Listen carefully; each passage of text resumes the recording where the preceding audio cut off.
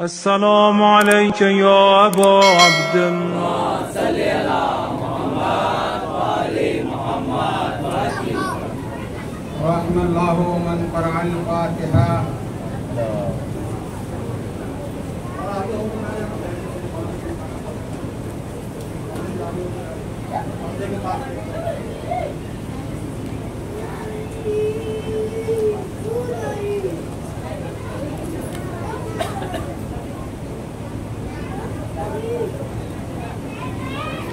إن الله وملائكته يصلون على النبي يا أيها الذين آمنوا صلوا عليه وسلموا تسليما.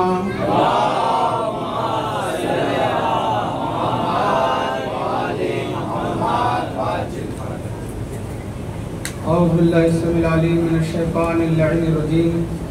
بسم الله الرحمن الرحيم. الحمد لله على ما عرفنا من نفسه وألهمنا من شكره وفتح لنا من أبواب العلم بربوبيته وجنبنا من شكه وشركه ونشهد أن لا إله إلا الله وحده لا شريك له ونشهد أن سيدنا ونبينا وحبيبنا ورحيمنا وكريمنا وغوثنا ومغيثنا ومعيننا ومعيننا وسراجنا وأشرفنا وجعفرنا وصادقنا وطبيبنا وطبيب قلوبنا وشفاء صدورنا ونورنا ونور أولنا ونور آخرنا ونور ظاهرنا ونور باطننا ونور عرش ربنا ونور أرض ربنا ونور لوح ربنا ونور قلم ربنا ونور قرآننا سيدنا وسندنا ومعوانا وملجانا ومقتدانا وأعلانا وأولانا ومولانا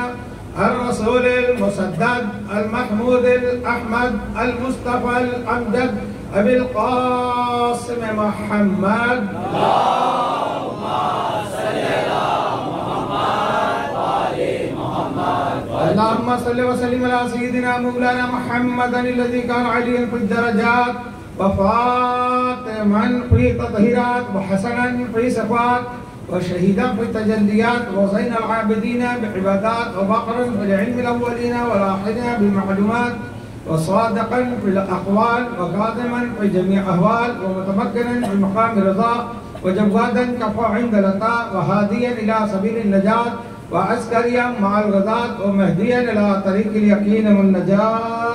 صلوات. اللهم صل على محمد وآل محمد وعجل فرجه. قال الله تبارك وتعالى في القرآن المجيد والفرقان الحميد. وأعوذ بالله السميع العليم من الشيطان اللعين الرجيم. بسم الله الرحمن الرحيم. هو الذي بعث في الأميين رسولا منهم يتلو عليهم آياته ويزكيهم ويعلمهم الكتاب والحكمة وإن كانوا من قبل لفي ضلال مبين. صلوات. اللهم صل على محمد وآل محمد وعجل فرجه. हम गुनाहगारों सियाहगारों के दरमियान आमदे अहले बैत पर बावद बुलंद सलवात।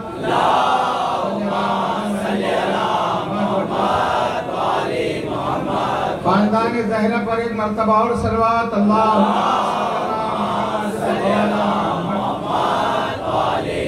नबी आने नबी की बारगाह में बावद बुलंद सलवात।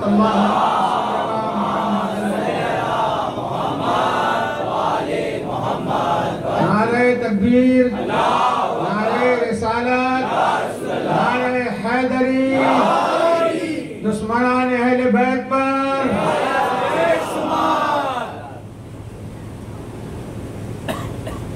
हाजी साहब और लोगों की फरमाइश पर मैं 3 मजलिस से खुतबे के बाद डायरेक्ट खिताब कर रहा था।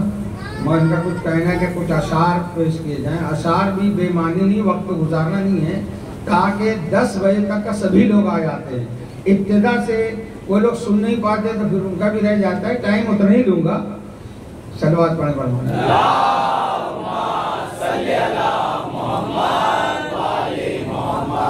एक मरतबा और अल्लाहुम्मा सल्ली अला मुहम्मद व आलि मुहम्मद। मतलब मुलाजा फरमाए। सैयदा ज़ाहिदा तैयबा ताहिरा तेरी अज़मत और रिफ़अत क्या कहना। सैयदा ज़ाहिदा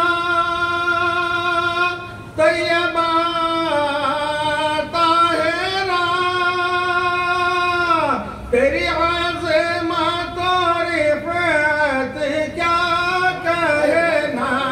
तेरी अज़मत और रिफ़अत क्या कहना। ताज़ीम रिसालत करती है ताज़ीम रिसालत करती है तेरी शान शौकत हम सूरत सीरत अहमद की एक राज़ हकीकत वहदत की एक राज़ हकीकत वहदत की मरकज़ है जहाने इस्मत की मरकज़ है जहाने इस्मत की खातून क़यामत क्या कहना।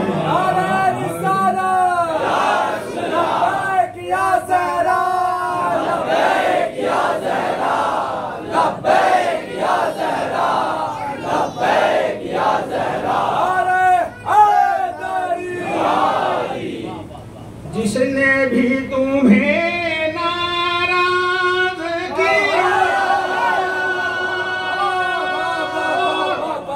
नाराज किया है रिसालत किया है रिसालत को फिर उसका ठिकाना दोज़ख है उसका ठिकाना दोज़ख है। ऐ रूह रिसालत क्या कहना। फिर उसका ठिकाना दोज़ख है। ऐ रूह रिसालत क्या कहना। बीबी ज़हरा के दुश्मनों पे लाना ज़हरा के दुश्मनों पे लाना हैदरी। एक एक शेर कुरान की तफसीर है। आप पहुंच रहे हैं माशाअल्लाह। कौनैन के आका की मेहनत उल्फत है तेरी उनकी उजरत उनकी उजरत कहती है मवद्दत की आयत कहती है मवद्दत की आयत और बाकी क़राबत क्या कहना करती है तेरी रज़ा मेरे ज़ाए नबी और रज़ाए नबी है रज़ाए खुदा और रज़ाए नबी है रज़ाए खुदा तालिब है रज़ा का हमज़ा भी तालिब है रज़ा के हम सब ही ऐ जाने इमाम तालिब है रज़ा के हम सब ही ऐ जाने इमामत क्या कहना। सलो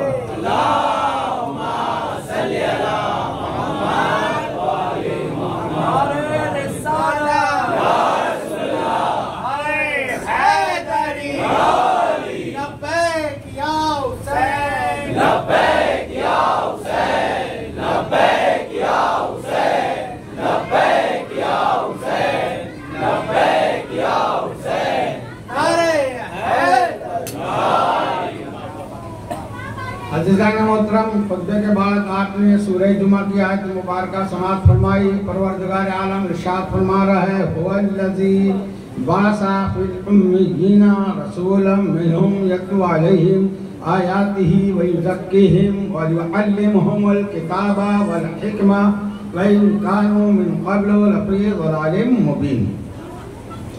अभी तक हम 3 रोज से हुआ पे ही चले आ रहे हैं। हुवल्लज़ी बासा फिल उम्मिय्यीना रसूलन, वो है जिसने ऐसा रसूल मबूस किया।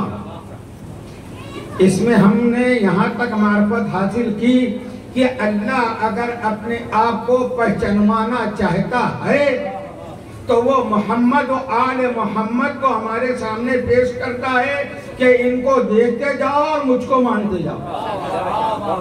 इतना तो समझ में आ गया। हमारी मजालिस का उन्वान ही है किताब और मुअल्लिमे किताब। अगर ये किसी को मुश्किल लगता है ना, समझ में नहीं आता, तो किताब है कुरान, और किताब को पढ़कर सुनाने समझाने हमको पाक करने वाले का नाम है मुअल्लिम, यानी रसूल और रसूल के जानशीन। बल्कि अब उन्वान दे ही दिया गया, नहीं तो मत उन्वान आज मेरे दिमाग में ये आया कि उन्वान ये होना चाहिए कि हम अहले बैत को क्यों माने, हम मोहम्मद वाले मोहम्मद को क्यों माने। आसान है ना, एक सलवात पढ़ो।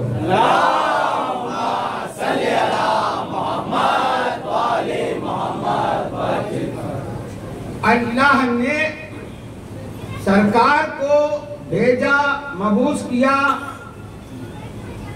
जैसा कि जनाब इब्राहिम की दुआ थी। क्या थी कि इन्हीं में से, इनमें ऐसा रसूल मबूस कर जो तेरी किताब की आयतों की तिलावत करे और उनके नफूस को पाकीज़ा करे और उनको किताब और हिकमत की तालीम दे। ये सारी 4 जगह पूरे कुरान में ऐसी आयतें हैं जो नबी आखिर के जद्द अमजद जनाब इब्राहिम अलैहिस्सलाम ने अपनी दुआ में जिक्र फरमाया। हाँ, मगर ये बात याद रखिए कि जब ये दुआ आपने की ना, तो अल्लाह ने क्या कहा, ला यनालु अहदिज़ ज़ालिमीन, मैं ये ओहदा दूंगा मुस्लिम तक, तुम्हारी नस्ल में जो मुस्लिम ऐसे, मगर जालिम को ये ओहदा नहीं मिलेगा। तो अब नबूवत, विलायत, इमामत के तरफ पहले ये देखना कि होने वाला जो है, जो दावा कर रहा है, वो आदिल है कि जालिम है। अल्लाह ही कह रहा है कि मैं जालिम को नहीं दूंगा, तो समझ लेना ये किसी कमेटी ने इसको बनाया है, अल्लाह ने नहीं बनाया। जो अल्लाह का बनाया हुआ होगा उसका आने का मकसद, आज मैं एक स्टेप आगे बढ़ रहा हूँ, क्योंकि बहुत से लोग ये समझते हैं और कहते हैं, खास तौर से जो रसूल को एक खबर रसा समझते हैं, एक पोस्टमैन की तरह मानते हैं कि बस वो किताब पहुंचाना थी, रसूल ने पहुंचा दी। अब ना रसूल की जरूरत है, ना उनकी सुन्नतों की जरूरत है, ना उनकी हाल की जरूरत है। तो अगर इतना ही मकसद होता हमारे सरकार के आने का, तो आयत इतनी बड़ी ना होती। आयत क्या रहती, हुवल्लज़ी बासा फिल उम्मिय्यीना रसूलन मिनहुम यतलू अलैहिम आयातिही, खत्म हो जाती बात कि कुरान लाके पढ़ के सुना देते, बात तो पूरी हो गई ना, एक पहुंचाने वाले का काम पूरा हो गया। मगर ये बताओ, मैं आप लोग से पूछूं, पोस्टमैन पहले तो खत लाते थे, अब तो सब खत्म ही हो गई है, सब नया दौर आने से। अगर जो चिट्ठी आती थी तो खुशी कितनी होती थी, कोई खत आ गया बाहर से, अब पढ़ते नहीं आता था, तो पोस्टमैन से नहीं कहते थे कि पढ़ के सुना दे, उसको नहीं आती उर्दू, वो इस दौर का नौकर है, हिंदी जानता है, ये हिंदी आती है नहीं आती, कहते थे ये जिसको आता है पढ़ते वो पढ़ के हमको सुनाए। है ना। तो कहने का मतलब अगर सिर्फ कुरान पढ़ के सुना जाने की बात थी, उसके बाद कोई मतलब ही नहीं था रसूल का, तो फिर ये कुरान की आगे की इतनी आयतों का इनकार होता है। वयुज़क्कीहिम वयुअल्लिमुहुमुल किताब वल हिकमा, ये आयत कहाँ जाएगी? ये आयत का इतना हिस्सा कहाँ जाएगा? मालूम हुआ कि रसूल सिर्फ आयत पहुंचाने के लिए नहीं आए थे, रसूल पूरे मक्का में कुरान पढ़ पढ़ के सुना रहे थे। अब देखो, कल सुना ना आपने सहाबा की कैटेगरी, अब देखो मुसलमानों की कैटेगरी कैसे क्लास आगे बढ़ती है। रसूल पूरे मक्का वालों को कुरान सुना रहे थे, कुछ लोगों ने कुरान को सुना, कुछ समझा, आ गए रसूल के पास, कलमा पढ़ लिया, किसी ने नहीं माना, काफिर के काफिर रहे, मुशरिक के मुशरिक रहे। तो ये पहली क्लास है कि कलमा पढ़ के दाखिल हो गए। अभी ये ऐसे नहीं हुए हैं कि इनको दूसरी क्लास में दाखिला दिया जाए। दूसरी क्लास है वयुज़क्कीहिम, उनके नुफूस को पाक करना। समझ में आ रही है एक बात? मैं बहुत इत्मीनान से ले जा रहा हूं तुमको इस बात पे। पहली क्लास है कि जो सिर्फ कलमा पढ़ लिए हैं, अब खाली कलमा पढ़ के वो मुसलमान तो हो गए हैं, मगर रसूल को मानने का मतलब है कि अब वयुज़क्कीहिम की तालीम जो रसूल दे रहे हैं, अब वो मानना। क़ुलू ला इलाहा इल्लल्लाह तुफ़्लिहू, कलमा पढ़ लो तुम कामयाब हो जाओगे। ये बड़ा आसान लग रहा था, पढ़ लिया कलमा, मगर जब कलमा पढ़ लिया तो बातें आने लगी। कहाँ क्या? शराब से बचो, गुनाह से बचो, ज़िना से बचो, दूसरों का माल हड़पने से बचो, दूसरों की औरतों में निगाह रखने से बचो, अपनी औलाद को जिंदा दफन मत करो। अब ये कलमा गले की हड्डी बन गया।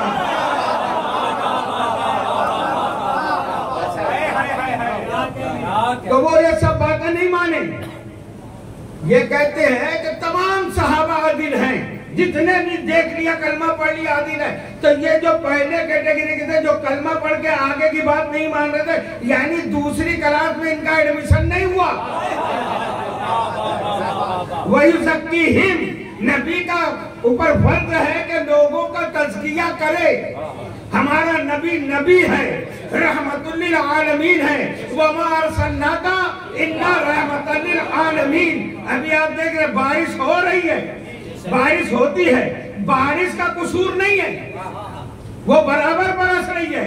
नदी है अपने ज़र्फ़ में ले रही है, तालाब है अपने ज़र्फ़ में ले रहा है, खेती है अपने ज़र्फ़ में ले रही है, कोई चटियल पहाड़ है वो छोड़ दे रहा है। यही बारिश है। कहीं गिरता है कतरा तो मोती बन जाता है, कहीं गिरता है तो जहर बन जाता है। तो रहमतुल लिल आलमीन की रहमत की बारिश यकसा है। अब कोई मोती बनकर चमके या कोई जहर बनकर निकले, जैसा ज़र्फ़ होगा, गंदी जगह अगर वो पानी गिरे तो खुद गंदा हो जाएगा। समझ में आ रही बात? मैं बहुत आगे ले जाऊंगा बात, अभी समझना। वयुज़क्कीहिम, नबी का काम है इनको पाक करना, यह है दूसरी कलाम। जब इसमें कामयाब हो गए, इनके नफ्स पाकीज़ा हो गए, तो फिर आगे की तीसरी क्लास है वयुअल्लिमुहुमुल किताब। पहले तो कुरान ही पढ़ रहे थे ना, आयात तिलावत जो किया है क्या है? वल्लज़ी बाअसा फ़िल उम्मीयीना रसूलन मिनहुम यतलू अलैहिम आयातिही। तो वो कौन सी आयत पढ़ रहे थे? कुरान ही तो पढ़। अब यहाँ फिर कह रहे हैं वयुअल्लिमुहुमुल किताब, यानी अब जो कुरान है, किताब है, उसकी हिकमत, उसका राज, ये तीसरी क्लास का मतलब है, तीसरी क्लास का ये कानून रहेगा। और जब इसमें कामयाब होगा तो फिर वो हिकमत की क्लास में जाएगा, फिर उसको मालूम होगा कुरान की हिकमत क्या है, अल्लाह के मानने का फायदा क्या है, हिकमत क्या है। अहले बैत को मानने का मतलब क्या है, क्यों मानना जरूरी है। ये मजलिसें बेकार नहीं है। ये जो फतवा लगा रहे हैं गोगा वाले हैं कि मजलिसों में मत जाओ। क्यों? वजह ये है कि ये सिर्फ या रसूलुल्लाह कह के गुमराह करना चाहते हैं और सिया राबती का फतवा लगा के हमसे दूर रखना चाहते हैं। यही फतवा लगता था मक्के में रसूल पे, मत जाओ रसूल के पास, वो दीवाना है, मत जाओ रसूल के पास, वो शायर है, मत जाओ रसूल के पास, वो मजनू है।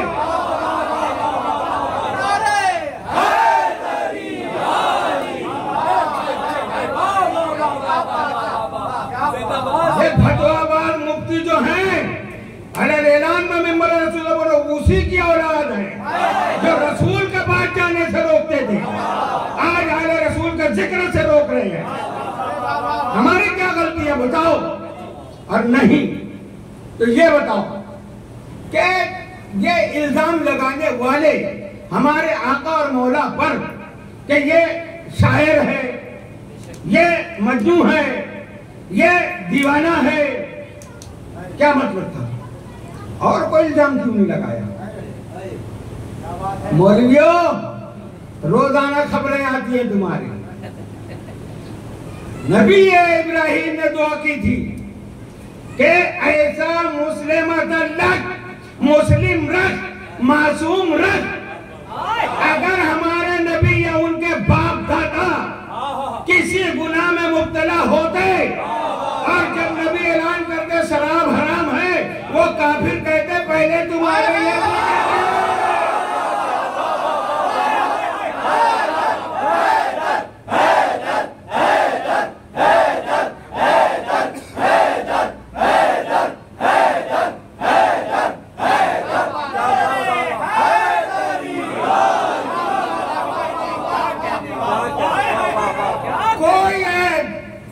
कोई एक ऐब ना निकाल सके नबी करीम में। तो क्या कहा कि मजनू है, न नबी में निकाल सके, न नबी के जद्द अजदाद में निकाल सके, और न आज तक के मुफ्ती नबी की औलाद में निकाल सके। कोई ऐब नहीं, कोई नहीं कहता कि फला ऐसा था, फला वैसा था, फला वैसा था। तो क्या इल्जाम लगाया कि शायर है। शायर कहेंगे तो समझेंगे ये शायर लोग का ख्याली मजमून रहता है, अल्लाह की कोई बात नहीं है, लोग दूर हो जाएंगे, जो समझदार है दूर हो जाएंगे। दीवाना कहेंगे तो बच्चे दूर हो जाएंगे कि दीवाना है, कम मार दे, छेड़ दे। और जब पागल ये जादूगर कहेंगे तो औरतें दूर हो जाएंगी। इल्जाम लगाने वाले भी बेवकूफ नहीं थे, काफिर होशियार कितने थे कि पूरे माशरे को कैसे रोके, औरतों को कैसे रोके, बच्चों को कैसे रोके, जवानों को कैसे रोके, बुजुर्गों को कैसे रोके। 4 इल्जाम लगाए, मगर अल्लाह ने उनका जवाब दे दिया। अभी वो मजमून नहीं है मेरा, नून वल कलम वमा यस्तरून मा अंता रब्बिका बिमजनून। नून की कसम, नून क्या है? ये मेरे नबी के नबूवत की नून है, पूरी नबूवत नहीं, नबूवत के नून की कसम अल्लाह खान कहता है। अरे मेरे हबीब, आपके नबूवत के नून की कसम, आप मजनू नहीं, मजनू वो है जो आपको कह रहा है। तो ये हम जो पढ़ रहे हैं ना, ये मत समझना मौलाना बहुत खुल कर पढ़ रहे हैं, बहुत तबर्रा कर रहे हैं। ये तबर्रा नहीं, मैं कुरान पढ़ रहा हूँ। अब कुरान अगर किसी को बुरा लगे तो लगे, जिसको समझ में आए सुने तो सुने। मैं कोई गालियां नहीं दे रहा हूँ, कुरान पढ़ के सुना रहा हूँ। ये अल्लाह का तरीका है कि हमको तुम बुरा बोलो, कुछ भी कहो, फतवे लगाओ, हम कुछ नहीं बोलते, मगर नबी को अगर कोई कुछ कहे तो ये अल्लाह का तरीका है, वो एक दफा कहे तुम 10 दफा कहो।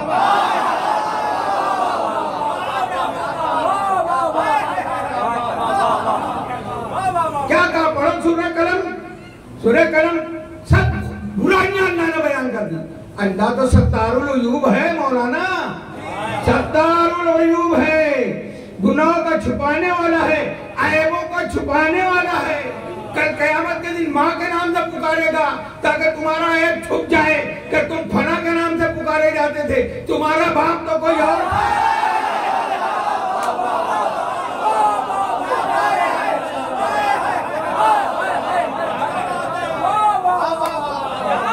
अल्लाह को सत्तारुल अयूब है, इतना रहम, इतना करम कि हमारा ऐब छुपा रहा है। तो ये कौन है जिसका तू ऐब गिनवा रहा है?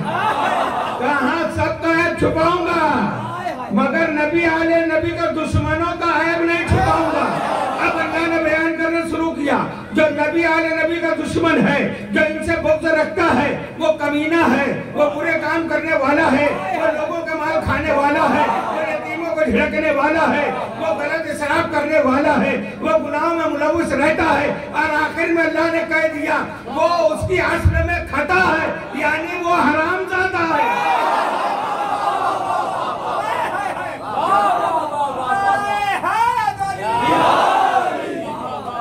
अगर हरामी कहना गुनाह है, गलत है, अदब के खिलाफ है, मिंबर पर नहीं पढ़ना चाहिए, तो कुरान में ये लफ्ज़ निकालो ज़नीम। ज़नीम का मानी क्या है? ये तो हम बड़ी एहतियात करते हैं कि गैर हलाली बोलते हैं। ये मजमे को खुश करने वाली बात है। सीधा सीधा तर्जुमा बता, ज़नीम का मतलब है हरामज़ादा है। अब जब उसका नाम था वलीद बिन मुगीरा, है ना, नबी ने कहा कि वो मेरा जो दुश्मन है वो ऐसा ऐसा ऐसा ऐसा है। जैसे जैसे जैसे जैसे मेरे मुस्तफा ऐब बताते जा रहे हैं, वो अपनी जात में देखता जा रहा है, देखता जा रहा है, देखता जा रहा है कि हाँ मैं तो ऐसा भी करता हूँ, मैं तो ऐसा भी करता हूँ, मैं तो ऐसा भी करता हूँ। मगर आखिरी बात जो नबी ने कही, अब उसको इतना यकीन है कि जो ये सब बता दिया है तो आखिरी बात भी तो सच्ची है। मगर ये बताएगा कौन? जाओ पढ़ो, आला आला करते हो, आला हजरत का कुरान पढ़ लो, क्या लिखा है हाशिए में कि वो गया अपनी माँ के पास, कहता है माँ पहले कहने लगी बेटा खाना खा लो, बड़ी मोहब्बत तो कर, बोला वो सब बात छोड़, पहले ये बता मोहम्मद ने ये कहा है। अब उसकी माँ ने, मेरी माँ बहने भी मैं बहुत एहतियात से लफ्ज़ इस्तेमाल करो, अब उसकी माँ ने कहा कि बेटा तेरा बाप इस लायक नहीं था, मैंने फलाने चरवाहे से जना किया, क्योंकि इतनी माल और दौलत का मालिक कौन बनता, फिर कोई औलाद नहीं होती। तो मालूम हुआ नस्ल हराम होने के लिए दो वजह होती है, एक माल, एक वारिस होना। तो वो जब बता दी तो तलवार लेके गया था माँ के पास कि ये बात बता, तो मेरे नबी की बात गलत कहाँ हो सकती है? तो अजीदा ने मोहतरम मुशरिकी ने मत कहा, हम चले वापस जो इल्जाम लगाया। तो आज अगर कोई नबी और आले नबी पर भूकेगा, एक बात बोलेगा, तो हम इनकी 10 बात खोल के रखेंगे। हाँ, कि तुम्हारे बड़े बड़ों ने, तुम्हारे बाप दादाओं ने, जिनको तुम रज़ी अल्लाह अलैहिस्सलाम ये सारे ललकार देख रखे हो ना, जब इनकी तस्वीरें सामने आएंगी आवाम के, जब फैसला होगा। बेहतरी यही में है कि अहले बैत के खिलाफ अपने मुंह बंद रख। सरवार पर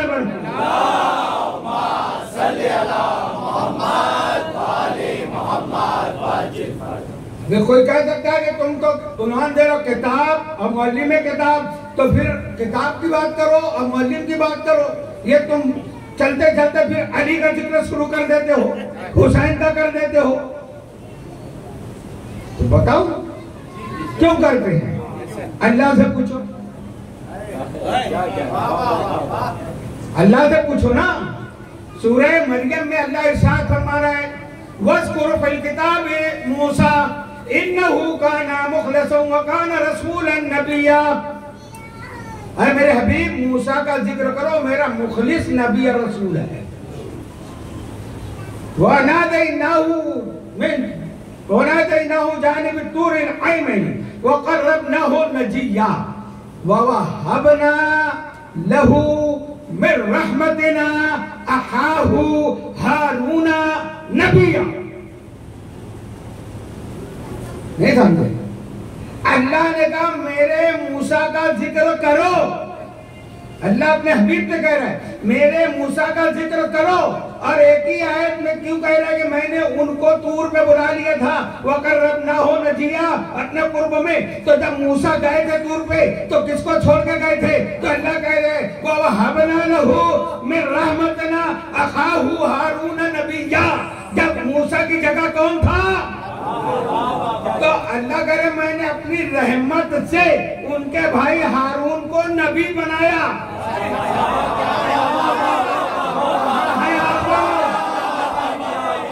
यानी जब मूसा कहीं जाएंगे तो उनका ज्यादा नसीब कौन होगा? उनका जानशीन कौन होगा? उनकी जगह पर कौन होगा? हारून होंगे ना। हारून भी नबी है, मूसा भी नबी है। अब आओ मदीने में रिसालत माफ का इरशाद है या अलियो अंता हारूना मिन उम्मती। तुम मेरी उम्मत में हारून की मिस्ल हो। तुम मेरी उम्मत में अली हारून की मिस्ल हो। अब रसूल मूसा जैसे होना चाहिए। फिर आओ सूरह मुज़म्मिल में पढ़ो। सूरह मुज़म्मिल आयत नंबर 15 परवरदिगार आलम इरशाद फरमा रहा है बिस्मिल्लाहिर रहमानिर रहीम इन्ना अरसलनाका शाहिदन अलैकुम कमा अरसलना इला फिरऔना रसूला। क्या फरमाया अल्लाह ने? बेशक इन्ना अरसलनाका हमने भेजा शाहिदन शाहिद बनाकर गवाह बनाकर अलैकुम कमा अरसलना तुम पर गवाह बनाकर अलैकुम कमा अरसलना इला फिरऔन रसूला जैसे मैंने फिरौन की तरफ रसूल भेजा था। अब इस आयत में अल्लाह ने हमारे नबी की मिसाल क्या दी? मूसा अलैहिस्सलाम। जीते रहो। मूसा की मिसाल है हमारे नबी। तो मूसा का जानशीन हारून।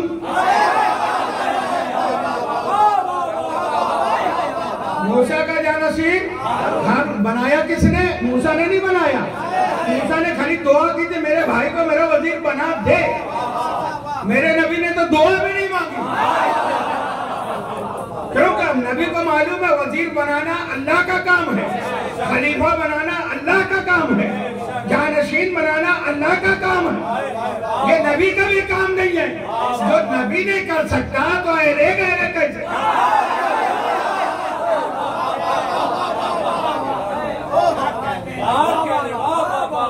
अल्लाह ने हमारे सरकार को मिसाल दी मूसा अलैहिस्सलाम। और जब मूसा न हो तो उनकी जगह है हारून। 40 दिन जो भी तारीख में हदीसों में आता है मूसा अलैहिस्सलाम गए। जानशीन कौन? इधर देखो क्या हुआ था। सलवात पढ़ेगा।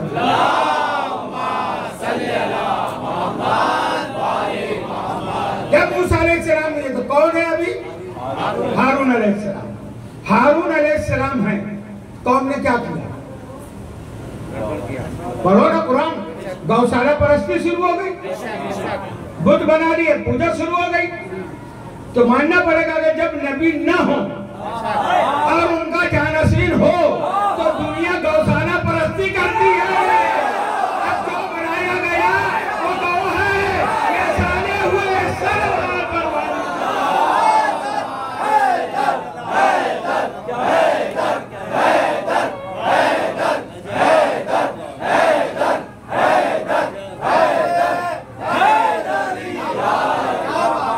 वो एक बुत बनाए या 3 बनाए, 4 बनाए, 10 बनाए। हम मुशरिक नहीं हैं। हम मुशरिक नहीं हैं। हम बुत परस्ती नहीं करते। ये बुतों को पूजा करने आने वाले सिर्फ मुशरिक नहीं है। नबी ने जिसको बनाया, अल्लाह ने जिसको बनाया, उसके मुकाबले में जिसको माना जाएगा ये है शिर्क।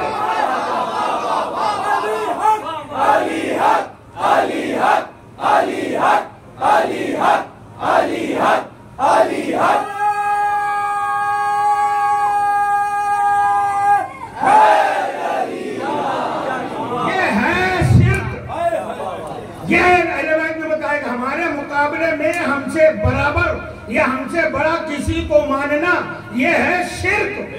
इसलिए मजलिस में आना हराम है कि ये जाएंगे तो इनसे बुत परस्ती छूट जाएगी, इनके अंदर हक परस्ती आ जाएगी। तो क्या हुआ? वजह यह है कि हम मुअल्लिम किताब सिर्फ एक को नहीं मानते, क्योंकि किताब है कयामत तक के लिए, तो मुअल्लिम भी हो कयामत तक के लिए। अब रसूल अगर जाहिरी पर्दे में चले जाएं तो अब जो जानसीन होगा वो मुअल्लिम होगा। अब इनको मुअल्लिम मंजूर नहीं है, ये मुअल्लिम मंजूर नहीं है। क्यों नहीं है? पुरानी आदत बुतों को पूजने वाली, अपने हाथ से बुत बनाना, जब चाहा रखा, जब चाहा गिरा दिया। सफर में गए तो आटे का बुत बना लिया, जब तक पूजा होते रही।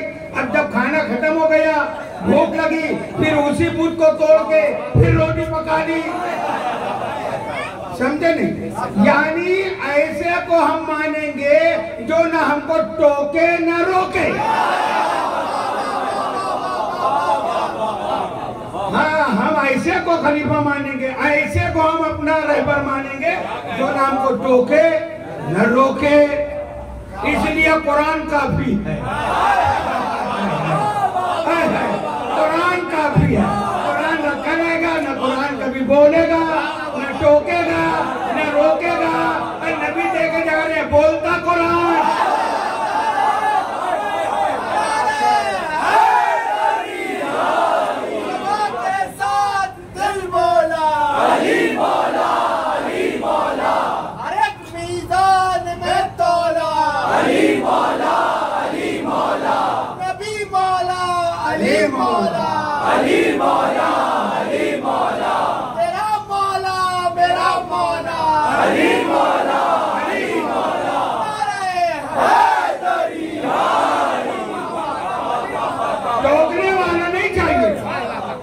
यहाँ जो तालीम दी जाती है मजलिस का मकसद ये नहीं है कि 10 दिन तुम आओ, सुनो, रो, चले जाओ।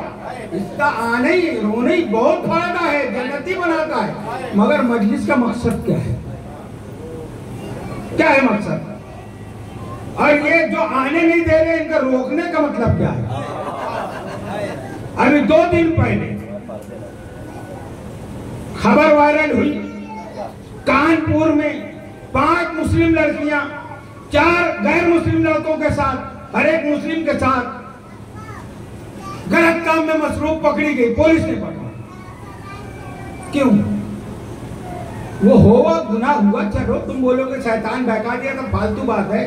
आगे की बात बताओ, मजलिस में आने का फायदा क्या है? हम मजलिस में, अच्छा जो तुम्हारे ये हुआ है उसकी वजह बता दो।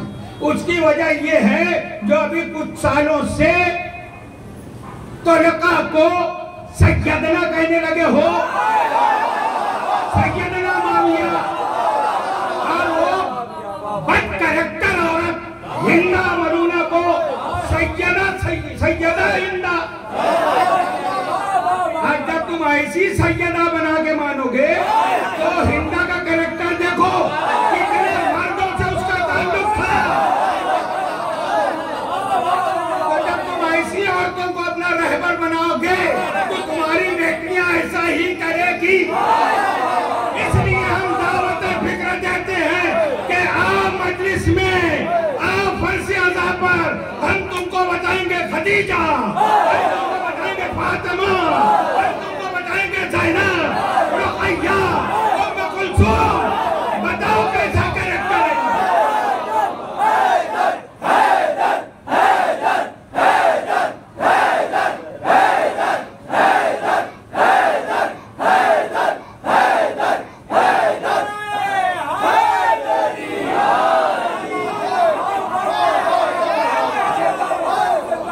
सीखो मजलिस से। फातिमा के फर्ज़ अज़ा पे आए हो तो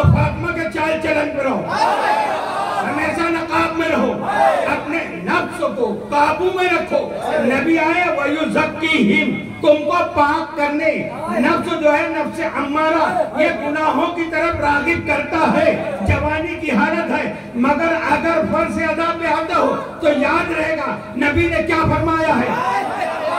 सैयदा का चाल चलन क्या है।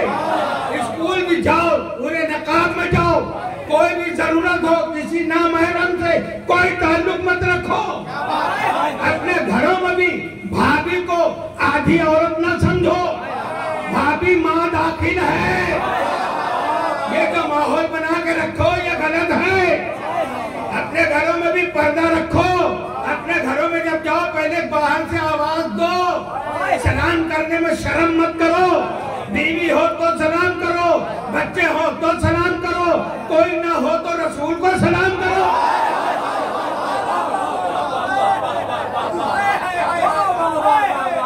हाँ, हम इसीलिए उन बद किरदारों पे लानत भेजते हैं क्योंकि अल्लाह ने उन पे लानत भेजी है। वो ईमान लिए नबी ने माफ कर दिया, इसको माफी नहीं बोलते न। उनका काम था नबी का उस वक्त तो उनको कत्ल कर देते, वो कत्ल से छोड़ना इसको ये माफी समझ ले। मगर नबी ने क्या फरमाया, जब नकाब पहन के हिंद आके कलमा पढ़ रही है, समझ रहे, अरे जो जमीन पे बैठ के अर्श पे देखे, जो जितना नबी फरमाते मैं जितना आगे देखता हूँ उतना ही पीछे देखता हूँ। तुम्हारा नबी अंधा हो तो हुआ करे, हम ऐसा नबी मानते हैं। हिंदा को मानोगे तो ऐसे ही नबी समझ में आएगा कि नबी बुरके में नहीं पहचान पाएंगे।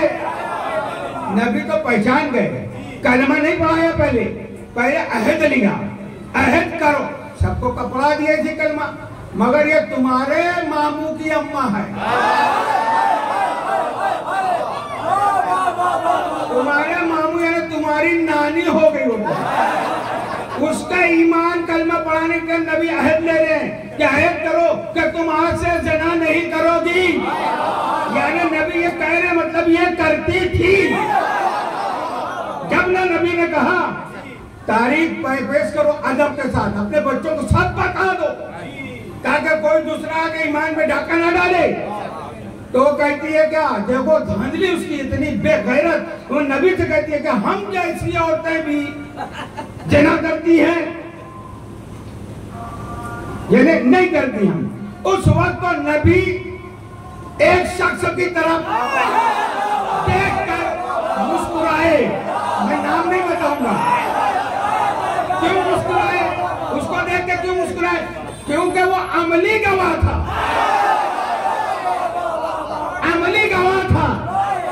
इसलिए ऐसे बद किरदार हिंदा भिंदा माविया कमीना अबू सुफियान हम इसको नहीं मानते, नहीं मानेंगे, और जिसने इनको बनाया खलीफा उसको भी नहीं मानते।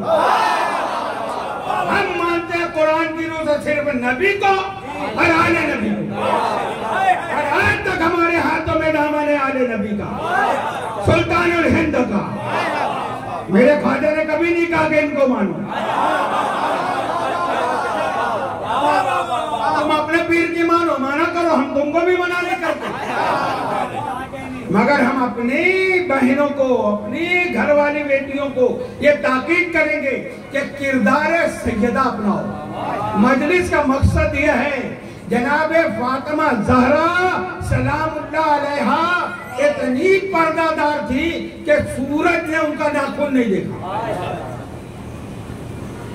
आखिर मलकुल मौत तो हर एक की रूह कब्ज़ा करता है ना, मगर मलकुल मौत को भी हया आ गई। जब इनकी रूह कब्ज़ा करने की बात आई, मलकुल मौत ने कहा मैं नहीं जा सकता हूँ। कितने पर्दे वाले को हम मानते हैं और तुम कितने बाकायरत लोग को मानते हो। तो अल्लाह ने अपनी दस्ते कुदरत से सैयदा की रूह कब्ज़ा की है। तो अपने बच्चों को बचपन से ये रोज मजलिस का मकसद है कि आए सुने ये सकीना कौन है, ये बच्चे समझेंगे ना, ये ज़ैनब कौन है, फातिमा कौन है, ये बचपन से इनको करबला सिखाओ। है हमारी दर्सगाह करबला, करबला सिर्फ नारा लगाना नहीं, इस दर्सगाह से सबक लेना है। आज से अपने बच्चों को बहुत सख्ती से इन गुनाहों से बचने की कोशिश करो। अगर तुम फिर वो मजलिस सुनकर चले गए, इन सब से नहीं बचे, गुनाहों में मुलविस रहे, सूद का कारोबार करते रहे, नमाज पढ़ते रहे, ये नमाज कुछ काम आने वाली नहीं, ये नमाज धोखा है लोगों के लिए। नमाज दाढ़ी धोखा है, सूद और ब्याज का कारोबार कर रहे हैं, दाढ़ी रखे हुए हैं, ये धोखा है लोगों के लिए, अल्लाह के लिए नहीं है। अहले बैत को मानते हो ना, ऐसे रोजे नमाज से दूर अपनी नमाज पढ़ो, अपनी अपनी पढ़ लो। दाढ़ी मुंडाना हराम है, मगर झाड़ू जैसी दाढ़ी रखना भी मना है, यहूदियों जैसी मना है। ऐसे जवान ऐसे बड़ी बड़ी दाढ़ी रख ले, हर औरत खूबसूरत मर्द चाहती है, तो दाढ़ी ऐसी हो जो खूबसूरत लगे। हमारे नबी ने कहा आईना देखो 70 मरतबा दिन में। क्यों कहा? ताकि अहरे गहरे न दिखो। जैसे हम अपने बच्चे को चाहते हैं ना कि हमेशा अच्छा दिखे, यूनिफॉर्म में रहे, अप टू डेट रहे, ऐसे मेरा नबी चाहता है कि मेरा उम्मती अगर किसी और के सामने खड़ा हो जाए तो अलग हो जाए। तो मकसद मदारिस ये है अजीजों, इंशाअल्लाह वही उसकी हिम पे कल फिर आगे मैं मजमून को आगे ले जाऊंगा। और हम क्यों मानते हैं अहले बैत को, वजह ये बता दी मैंने आगे कि अगर नहीं मानेंगे तो हमारे घर में भी वही हाल होगा, वही गुनाहों में मुलविस होंगे। अहले बैत को मानने का मतलब है कि हम दुनिया में भी कामयाब होंगे, आखिरत में भी कामयाब होंगे। कल 2 मुहर्रम थी, मगर वक्त तो काफी हो गया था, आज 3 मुहर्रम हो गए। 3 मुहर्रम, 2 मुहर्रमुल हराम काफिले अहले बैत, काफिले हुसैनी करबलाए मुअल्ला पहुंचा। 2 मुहर्रम थी, इमाम अली मुकाम का काफिला जा रहा था। काफिले वालों ने देखा कि सामने शायद कोई खजूरों का दरख्त नजर आ रहा है, मगर थोड़ी दूर चलने के बाद लगा कि नहीं, ये खजूरों का दरख्त नहीं है। वो खुश हो गए कि अगर खजूरें होंगी तो वहाँ पानी भी होगा, तो हम पानी करीब पहुंच जाएंगे। थोड़ी देर के बाद देखने में आया कि नहीं, ये तो घोड़ों की गर्दनें हैं, ये फौज आ रही है।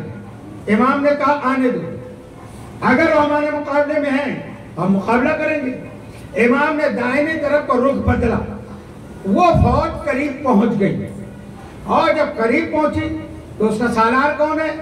हुर बिन यजीद रियाही, वो सालार का, उस फौज का सिपह सालार है। मगर पूरी फौज की और उनके जानवरों की ऐसी हालत दिगर गुम हो गई है, प्यास से भिलक रहे थे, तड़प रहे थे कि अगर अभी पानी न मिलता तो ऐसे ही मर जाते। इमाम ने कहा कि मस्क के दहाने खोल दो, इनको पानी पिलाओ। इसको कहते हैं रहमतुल लिल आलमीन का जुज़। हुसैन रसूल जो मिन्नी वाना मिनल हुसैन है, रसूल रहमत है, हुसैन भी रहमत है। साथियों ने कहा मौला हमारे साथ भी औरतें हैं, बच्चे हैं, अगर हम इनको पिला दे तो कहा, मगर मेरे वो जो होगा, बोले अभी इनकी प्यास मुझसे नहीं देखी जाती, पिलाओ पानी। ये भी है कि खुद इमाम ने भी पानी पिलाया, आखिर पानी बार बार पिलाया, और फिर उनके जानवरों को भी पिलाया, पूरे लश्कर को सैराब कर दिया। फिर अपने फौज के मौजिन फौजाज को कहा कि अजान दो। अकामत हुई, नमाज के लिए खड़े हुए। मेरे मौला ने कहा और तुम अपनी नमाज पढ़ लो। हम अपनी नमाज पढ़ते हैं। कहा नहीं, ये नहीं हो सकता, मैं तो नमाज आप ही के साथ पढ़ूंगा। पूरी फौज ने इमाम के पीछे नमाज पढ़ी, फिर इमाम ने तस्बीहात पढ़ी, फिर फौरन असर की नमाज पढ़ी। यानी मालूम हो जोहर असर मिला के भी पढ़ी जाती है। फिर असर पढ़ी, पूरी फौज ने असर की नमाज पढ़ी। उसके बाद इमाम ने कहा देखो मैं तुमसे कोई झगड़ा करने के लिए आया नहीं, तुम लोगों ने बुलाया तुम आया। उन्होंने कहा मैंने तो कभी बुलाया नहीं। इमाम ने वो सब थैले मंगाए, खुतूत के अहले कूफा ने ये भेजा है। उन्होंने कहा इसमें मैं शामिल नहीं हूँ और मुझे इल्म भी नहीं है कि आपको दावत दे के बुलाया गया है। मैं तो नौकर हुकूमत का, बस मुझे हुक्म है इब्न जियाद का कि इमाम को मेरे पास लाओ, बैयत करो, नहीं तो उनका कत्ल करो, उनकी गर्दन मार दी। तो मैं ये हुक्म पर मामूर हूं, तो आप मेरे साथ चलिए। इमाम ने कहा यह हो ही नहीं सकता। होर ने फिर मशवरा दिया कि आपको दूसरी तरफ चलते जाएं, तो मुझको एक बहाना होगा जाके। क्या मैं बहाना नहीं करता, मगर मैं जिंदगी के लिए जिल्लत की मौत भी नहीं चाहता, मौत की वजह से जिल्लत की जिंदगी भी नहीं चाहता। मैं जिल्लत की जिंदगी पर इज्जत की मौत को पसंद करता हूं।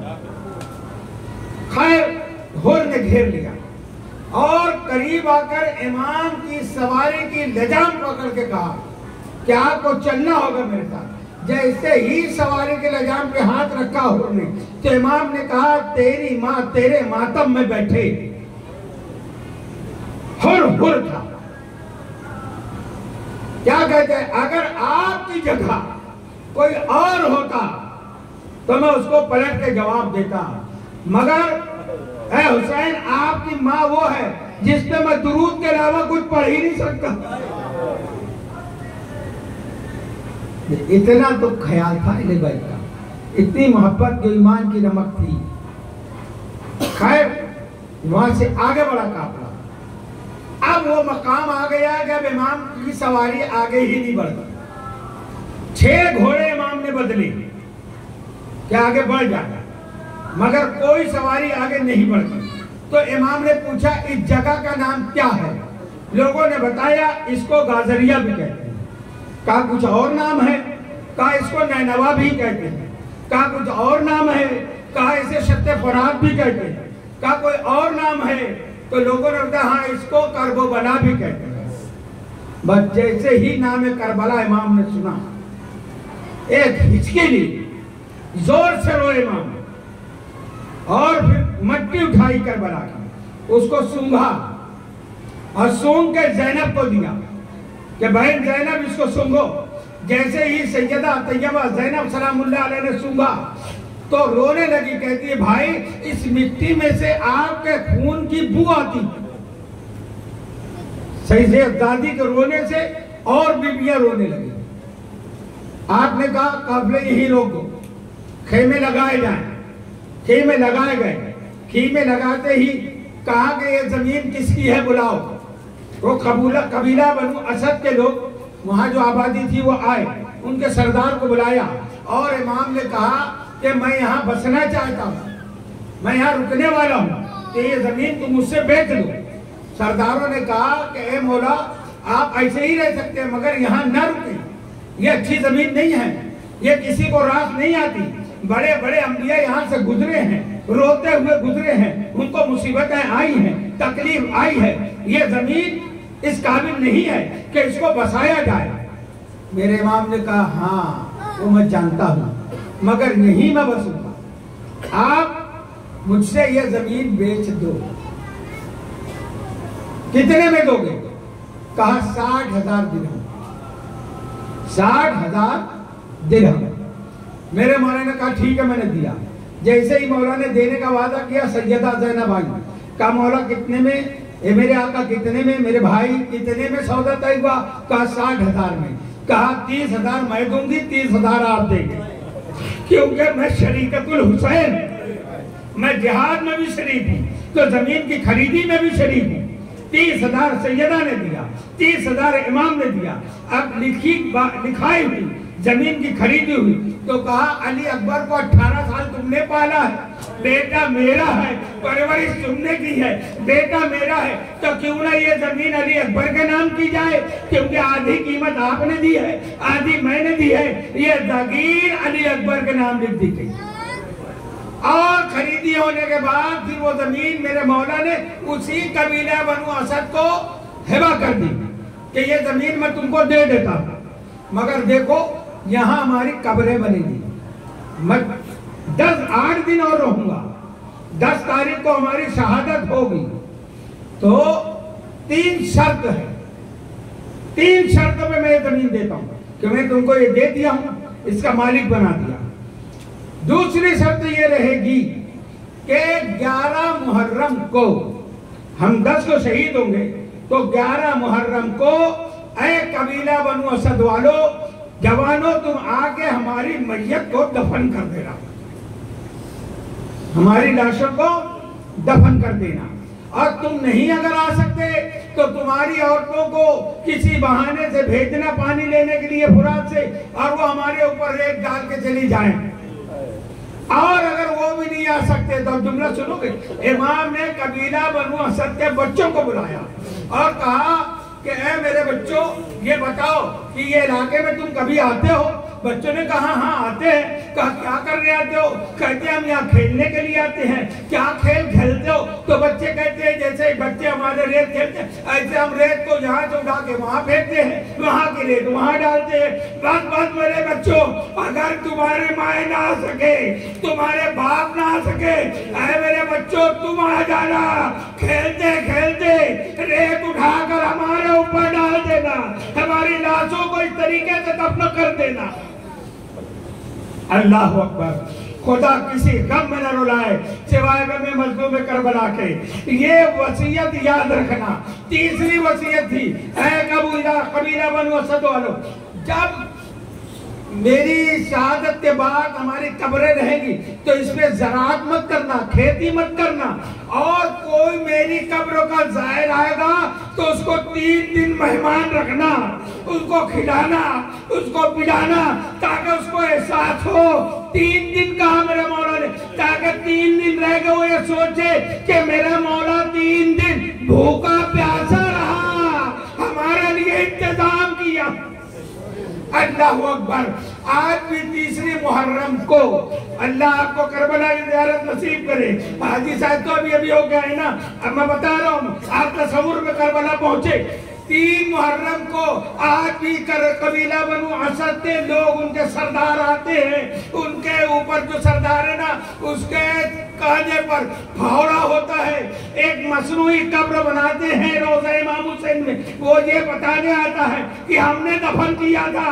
और आकर सबसे पहले जब आप रोज़ा इमाम हुसैन में दाखिल होंगे तो एक तरफ गंजे शहीदा है, अंदर इमाम अली मकाम का रोज़ा है, मगर रोज़े से पहले एक जरी अकेली बनी हुई है। ये किसकी जरी है? ये हबीब इब्ने मज़ाहिर की है। ऐसा लगता है कि बादशाह के पास जाने से पहले उनका ये प्राइवेट सेक्रेटरी है, पहले इससे इजाजत लो फिर बादशाह के पास जाओ। तो जब वो सरदार आता है ना तो पहले वो कब्र बनाने से पहले हबीब की जानिब पे आता है और कहता है कि जो हबीब भी जो थे ना कबीला बनु असद के थे, आगे जानी से चिपट के कहते हबीब, ए हबीब तुम पे हजारों सलाम, ए हबीब तुमने हमारी इज्जत रख ली, ए हबीब तुमने हमारे खानदान का नाम बुलंद कर दिया। वसयअलमुल लज़ीना ज़लमू अय्युल क़लबी यंक़लिब।